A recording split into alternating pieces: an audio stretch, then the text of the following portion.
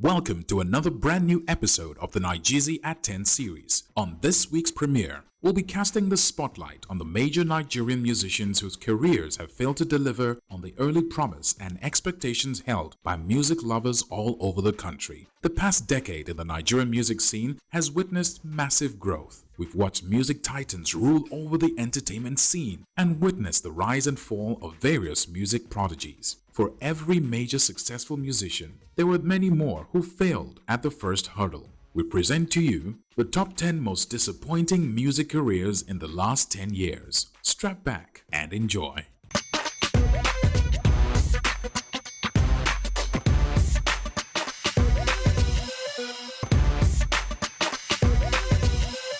Majekodunmi Fasheke, popularly known as Majek Fashek, is a Nigerian reggae singer, songwriter, and guitarist. He is best known for the 1988 album Prisoner of Conscience, which included the single Send Down the Rain, winning him several awards. They that trust in the Lord shall be like Mount Zion. Also known as the Rainmaker, he has worked with various artists worldwide, including Tracy Chapman, Jimmy Cliff, Michael Jackson, Snoop Dogg, and Beyonce. Fashek's musical influences include Bob Marley, and he vocally resembles Fela Kuti and Jimi Hendrix. He's one of the original Nigerian artists to be drawn to the music of the Caribbean, specifically reggae, rather than the indigenous hybrids such as Fuji or Juju. We definitely had high expectations for the reggae star, especially after watching him perform at a recent comedy show in Lagos, Nigeria, with over 10,000 people in attendance delivering a soul-lifting performance. Fashek also played a supporting role in the 2000 Nollywood movie Mark of the Beast. Majek cannot be forgotten in a hurry, as he spanned a revolution in the Nigerian reggae music industry, thus making Africans appreciate reggae and rock music.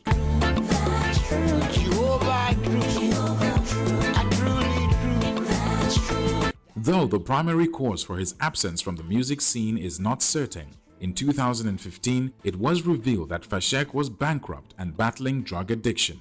His bankruptcy was also interwoven with his drug abuse, as he supposedly used all his savings to purchase hard drugs. It was during this period that some concerned families and friends sent him to a drug rehabilitation center. Currently rehabilitated, the music star has said that he will soon surprise his fans with a new hit single. Back to finish what he started? We certainly hope so.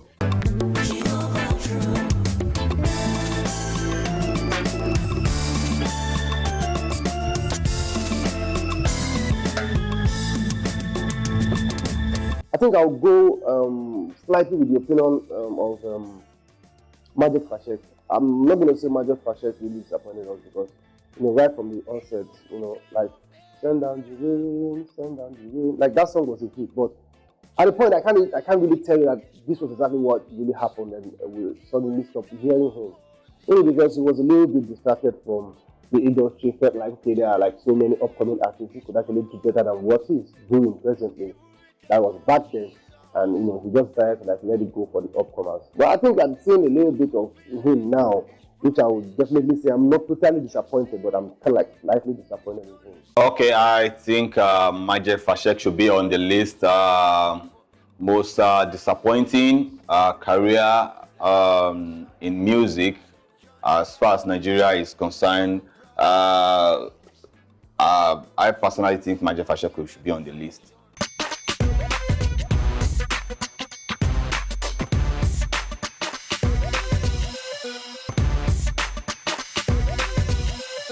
Amedu Augustine Obiabo, known by his stage name as Blackface, is a Nigerian dancehall reggae singer and songwriter. Music in my system, then with the Babylon problem. Trying to tell my global to one night rise, telling me all of them when they give me Jara. He is acclaimed co-writer of African Queen with Two-Face Idibia, a song made famous by the latter after it appeared on his debut solo album Face to Face in 2004 to become an international hit. Blackface was a founding member of the Nigerian band Plantation Boys formed in 2000 with Two-Face and Faze. The band released 2 successful albums, Body and Soul in 2000 and Sold Out in 2003. The band broke up in 2004 to be briefly reunited in 2007 for just one album, Plan B. Where we go, where we today, then go say not tomorrow. Tell them say the people them Nigezie. He released the hip-hop album Ghetto Child in May 2004, collaborating with a number of artists and a couple of other solo albums before his stardom receded. Though he came up with solo albums after the group split up, he focused on the reggae music genre, and this genre wasn't a popular hit in Nigeria, and he soon ran out of cash. To worsen things, his wife decided to file a divorce, and this seemed to hit the final nail on his music career. Blackface recently made news by attacking Two-Face and Wizkid for stealing his songs and not paying any form of tribute or acknowledgement to him. Why whiskey try steal me melody? But the copycat now got me energy. Me burn them and send them to the cemetery. However, Blackface said he was currently in the art of songwriting and will be hitting the studio soon. Waiting on you, Blackface. Waiting on you.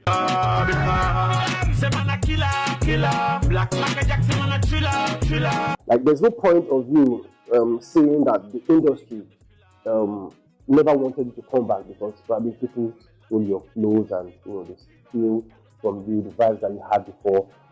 I wouldn't say it's kind of like an excuse, and no hard feelings. Everybody has a different ambition, and when it comes to career, your mindset can never be my mindset at the point, and your hustling packaging can never be mine at the point. So I'm not saying this because he's not one of my. He used to be like one of my best artists, and I mean not to date, he's still like one of the best artists I will ever play his records on whenever I'm playing. But like, I'm totally disappointed in him because lives of people who actually grew out when he was growing up, like in his music career, are still there. So he has no point of saying that, man. I mean, I'm just totally disappointed in him, actually. Blackface missed the road at the earlier stage. I think Blackface should be on the list because Blackface was the backbone of Plantation Boys, back then. But then he switched to ghetto, reggae, raga, all this kind of stuff. So he didn't balance. He didn't balance things the way Two-Face actually did, So it ends with a big disappointment because we expect much from a man like Blackface.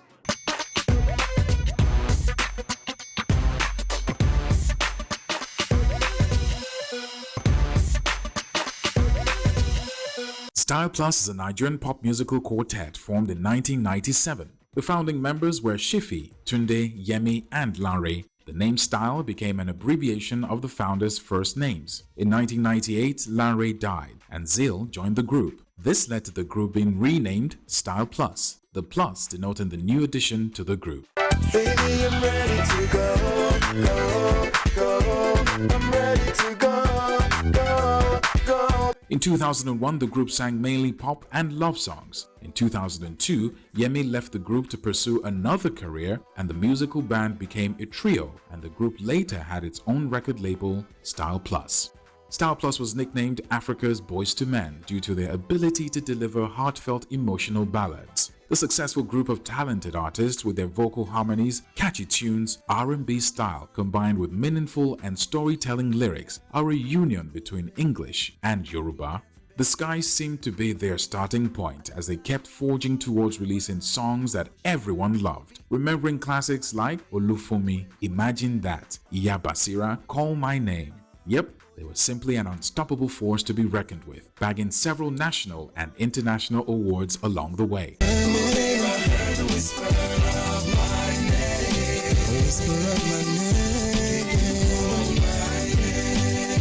The world waited and waited for another melodious tune from the group, but nothing seemed to come from them despite high expectations. The group faced serious management challenges which apparently held them back from achieving greater things. In a twist, the group claims they have not dissolved and have promised that they would release a comeback track. But then, Style Plus, it had better be good, because the industry is moving real quick at lightning speed.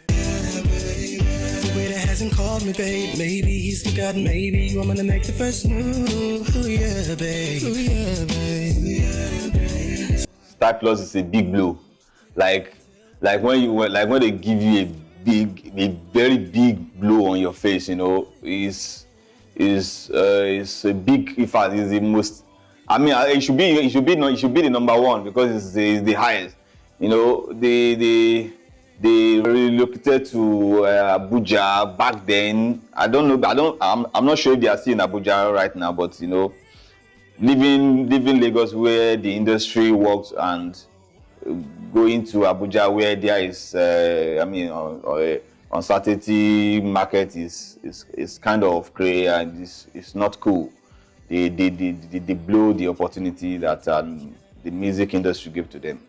You know, when it comes to like group thing, I would say I'm totally disappointed in them. You know why? Because when it comes to like group thing, it's easier for you to like go on in solo and you know you still be there doing your thing than you being a group. Of course, there are groups that are still you know hitting like dropping gems up to now. But once the film gets to a point and you feel like well, this guy don't make money fast or so. Or probably, you know, he's taking the solo and I'm taking the lead. Or probably I'm doing the backup. You know, when things like that start coming in, man, it's time for them to like, you know, call it a quit. And I could tell you, I mean, not viewing from my own angle. I think those are the things that really came up and they felt like, man, you know what, okay, guys, we're going to do this again. Everybody go your way. Let me say I'll go my way. And I'm totally disappointed in them. I must tell you.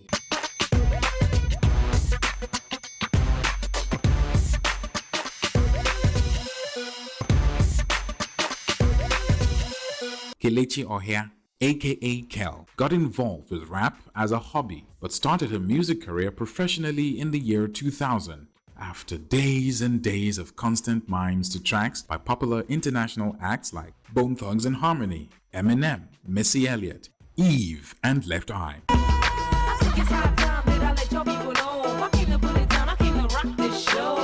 Her path to fame slowly started in 2002 after signing up with Capitol Hill Music, especially after she featured on Ill Bliss's You Go Wound, the remix. From right there, things went uphill.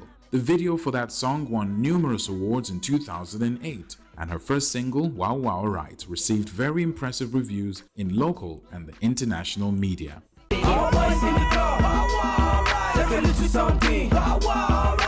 This female songstress was one of the very few female rappers who paved the way for other aspiring female rap stars to follow suit. Her musical career lasted for about 8 inconsistent years, with signature hits like Wow Wow Right standing out as her most successful track till date. Her absence from the music scene could be attributed to her fallout with her music label, an ordeal she failed to recover from, apparently.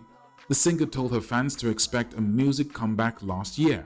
However, the long-awaited song to relaunch her falling music career seems to be a long trek in the Arabian desert.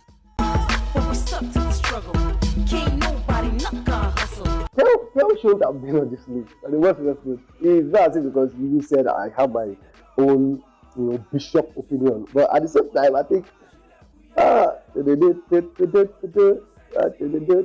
song was a hit. Like I would tell you, I'm not disappointed in Kel. Let me not say anything.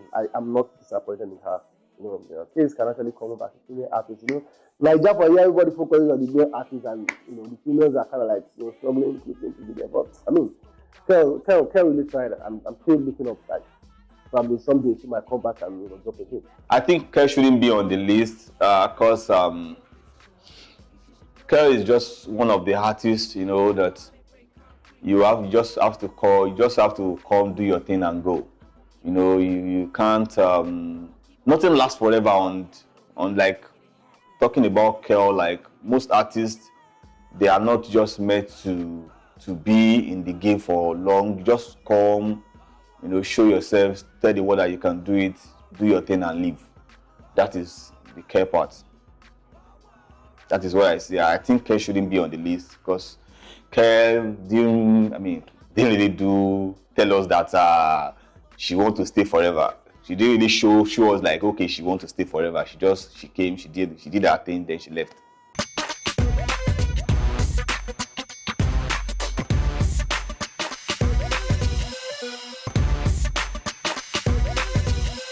JJC is the stage name for Abdul Rashid Bello, a Nigerian rapper and record producer. He lived in Kano before moving to London in 1991, where he produced singles for UK pop acts such as Liberty X, Lamar, and Big Brothers. If anybody's looking at you, tell them African screaming. Let me see you do the African skank. He was inspired by his dad, who played a lot of country, Afrobeat, juju, and pop music. JJC co-founded the Big Brothers music group and later the 419 Squad. The 419 Squad was more successful as they won a couple of awards. JJC was also closely associated to Don Jazzy, D-Banj, Wande Cole, and the entire Mo Hits crew, as he and Don Jazzy became major pillars in the business of music production at the time. A lot of people expected more from the music producer come singer, but then the separation of Mo Hits group in March 2012 offered a major setback. My life, it's like an Hollywood movie. See me so nothing they do me. Actor, no they die. JJC has remained a mainstay in the music industry, but his music career greatly stagnated. The reasons for his shaky career is yet to be known, but incessant problems with artists and their record labels, the massive influx of music producers into the entertainment scene, as well as the dissolution of the 419 Squad have all played a part in one way or another. JJC recently got back into the music industry full force and even released an album in 2015 titled Skills Album. The album was released on the 25th of June 2015 and has been making waves nationally. That definitely is a good start to relaunching a once potentially hit career.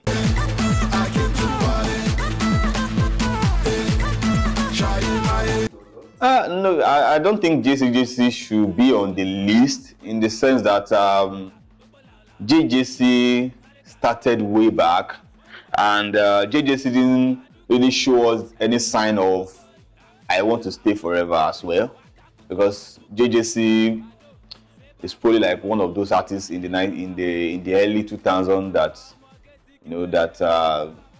tried their best and they gave us their very best. So, sincerely speaking, I personally didn't expect much from JJC. JJC, I keep remembering. Okay, probably because of the kind of person I am. JJC, I'm not disappointed in JJC. On a more serious note, because when you storm into things, you never expected to weigh you down. Life is about trial and error.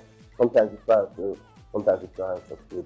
And let me just tell you my own basic opinion. I am not disappointed in JJC. Like this job like one visit like last year, November, December, most likely. So I'm not disappointed in him.